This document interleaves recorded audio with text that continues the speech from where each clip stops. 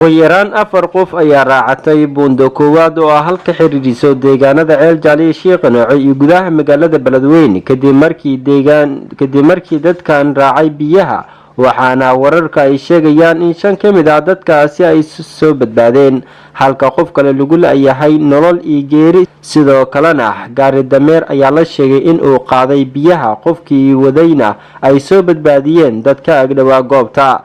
dhanka kale qof kale ayaa la sheegay inuu raacay keliga warabaale ilaa iyo haddana laguma hayo nolol iyo geeri sida ay xaqiijiyeen dad goobjoogayaal oo ku sugan goobta.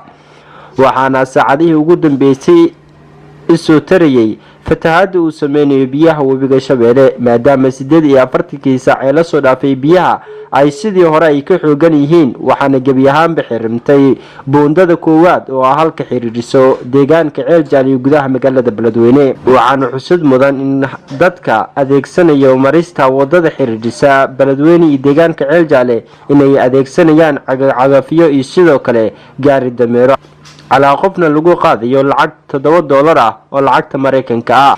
madaxda dawladda federaalka Soomaaliya kuwa maamulka Hirshabeelle iyo maamulka gobolka Hiiraan weli wax wara kama aysan soo saarin daadadka xoogan oo saacadihii ugu dambeeyay soo tarayay, maadaama madaxda federaalka Soomaaliya ay dhibsadeen tawinta wararka xaaladda fatahaada magaalada Beledweyne, maadaama ay ku kafashimeen wax ka qabashada fatahaada uu sameynayo webiga Shabeelle.